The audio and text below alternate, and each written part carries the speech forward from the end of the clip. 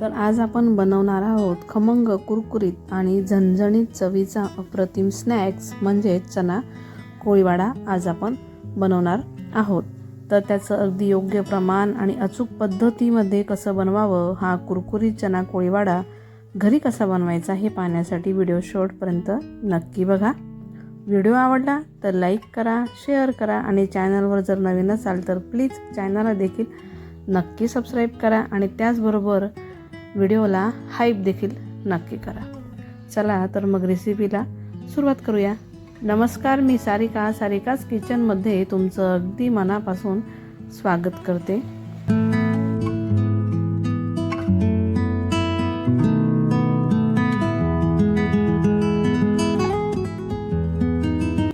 तर मी इथे 1 वाटी चणे रात्री भिजत घालून दुसऱ्या दिवशी सकाळी मीठ टाकून शिजवून घेतलेले होते। छान 3 ते 4 शिट्टीमध्ये शिजून होतं। त्यानंतर मी इथे एक बाउल घेतलेला आहे, त्यात 2 पळी तेल टाकून घेतलेलं आहे। ही जी पळी आहे ती, आणि जर पोह्यांचा चमचा घेणार तर जवळजवळ 4 चमचे तेल येईल। त्यानंतर 1 चमचा काश्मीरी मिरची पावडर, बघा सगळं या चमच्याचं प्रमाण घेणार आहे। हे चमचे सगळ्यांच्या घरात जवळपास असतात। त्यानंतर 1 चमचा धना पावडर, अर्धा चमचा जिरं पावडर आणि त्यापेक्षाही कमी गरम मसाला घेतलेला आहे। तर सगळं पोह्यांचा जो चमचा असतो त्याचंच प्रमाण मी इथे घेतलेलं आहे आणि मीठ चवीनुसार टाकून घ्या।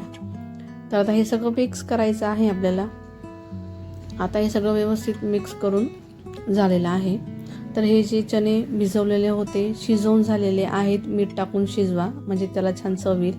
त्यानंतर या मसाल्यामध्ये आपल्याला ते टाकून घ्यायचं आहे। त्यानंतर आता काय लागणार आहे ते बघूया। तर इथे लागणार आहे बेसन पीठ, तर तेच पोह्यांचे चमचेचं प्रमाण आहे। 2 चमचे मी इथे बेसन पीठ घेतलेलं आहे। त्यानंतर तांदळाचं पीठ लागणार आहे 2 चमचे, तर तांदळाचं पीठ इथे टाकून घेतलेलं आहे। त्यानंतर 1 चमचा मी इथे कॉर्नफ्लॉवर घेतलेलं आहे। तर तुम्ही तांदळाच्या पिठाच्या ऐवजी कॉर्नफ्लॉवर किंवा दोघांपैकी एक टाकलं तरी चालेल, कॉर्नफ्लॉवर किंवा तांदळाचं पीठ। आता हा चाट मसाला मी वरून टाकते, तुम्ही त्यात मसाल्यात म्हणजे मसाल्यात जर टाकला तेलामध्ये तरी चालेल, असा वरून टाकला तरी चालेल। तर आता हे पूर्ण आपल्याला व्यवस्थित मिक्स करून घ्यायचं आहे। तर बघा आता हे काही व्यवस्थित मिक्स होणार नाही, कारण खूप कोरडं राहील, पीठ राहून जाईल, म्हणून त्यासाठी आपल्याला यात ना थोडं ओलावा येण्यासाठी पाण्याचा वापर करावा लागणार आहे। अगदी थोडंच पाणी वापरायचं आहे। तर बघा इथं जवळपास मी 2 ते 3 पोह्यांचा चमचा एवढं पाणी घेतलेलं आहे, कारण चण्यांना मसाला व्यवस्थित लागायला हवा म्हणून। तर मी आता चमचा ठेवते साईडला आणि त्याला छान ना हातानेच मिक्स करते, कारण ते हातानेच व्यवस्थित मिक्स होईल।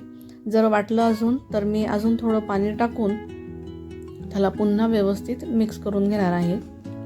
त्याला छान ओलावा यायला पाहिजे, म्हणजे तेलात आपल्याला टाकायला सोपं जाईल आणि मसालाही त्याला छान लागेल। आता यात राहिलेलं आहे लसूण आणि आल्याची पेस्ट। तर लसूण आणि आलं मी हे कुटून घेतलेलं होतं, तर हे जरा कुटणीतच राहिलं साईडला, पण मी ते आता टाकून घेतले। तर तुम्ही हे तेलातच मसाले टाकतो त्यावेळेला लसूण आल्याची पेस्ट टाकून घ्या। तर बघा आता हे छान मिक्स करून झालेलं आहे। तर याला मिक्स करून आपल्याला जवळजवळ 15 मिनटं झाकून ठेवायचं आहे, म्हणजे छान मसाले त्यात मुरतील, कारण चणे शिजलेले आहेत तर छान मुरतील। चला तर मी आता इथे लोखंडाची कढई घेतलेली आहे, त्यात तेल गरम करायला ठेवलेलं आहे। तेल छान गरम करून घ्या आणि चणे टाकत असताना गॅस अगदी कमी ठेवा, कारण काय होतं फुल गॅस जर राहिला आणि आपण टाकत राहायचं, बाकीचे तळून होतात, बाकीचे कच्चे राहतील, मग ते कच्चे पक्के राहून जातील, काही लाल होतील तर काही होणार नाही। म्हणून कधीही टाकताना गॅस पूर्ण कमी ठेवा तेल तापवून झाल्यानंतर। आता मी गॅस कमी केलेला आहे आणि पटापट आता हे चणे यात मी टाकून घेते। तर हळूहळू टाका, कारण तेल उडतं। तर मी अशा पद्धतीने सगळे चणे आता टाकून घेते, सगळे नाही म्हणजे 2 बॅचमध्ये मी हे तळून घेणार आहे, एकसाथ तळले जाणार नाही। तर बघा आता टाकून झाले अर्धे। तर आता फुल गॅस करायचा आणि फुल गॅसवरच तळायचे आहेत, कमी गॅसवर मिडियम गॅसवर तळू नका। तर फुल गॅसवरच हे आपल्याला तळून घ्यायचं आहे। छान लालसर कुरकुरीत होईपर्यंत हे तळून घ्यायचे आहे। तळताना काही करू नका, नाहीतर ते पटकन लाल होतील पण मसाला थोडा कुठे कुठे असा कच्चा राहून जाईल, मग ते छान कुरकुरीत तयार होणार नाही। तर बघा छान आवाजावरून तुम्हाला कळालं असेल की छान कुरकुरीत हे तयार होतात। तर मी इथे चणे आता काढून घेते. अशाच पद्धतीने जे राहिलेले अर्धे होते ते मी आता यात टाकून घेते. आता हे 2 बॅचमध्ये तळून झालेले आहेत. तर छान कुरकुरीत होईपर्यंत तळायचे आहेत. बघा आता हे छान तळून झालेले आहेत. आता राहिलेले देखील मी आता तळून घेते आणि छान कुरकुरीत होईपर्यंत तळून घेणार आहे.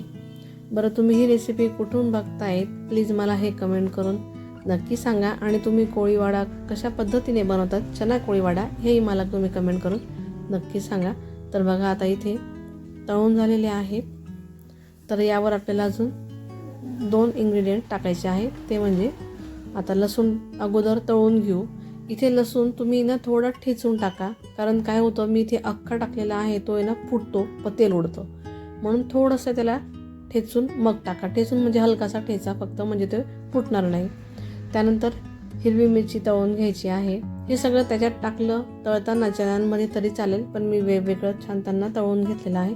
तर बघा लसूण आणि हिरवी मिरची याचा त्याला छान तडका दिलेला आहे.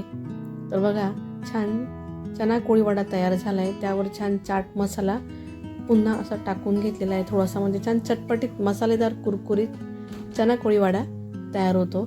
ही रेसिपी कशी वाटली ते कमेंट करून नक्की सांगा. आणि तुम्ही देखील ही रेसिपी नक्की ट्राय करून बघा. नक्कीच तुम्हाला आणि घरातल्यांना आवडेल अशी ही रेसिपी आहे. चला तर मग भेटूया पुढच्या रेसिपीमध्ये. तोपर्यंत धन्यवाद.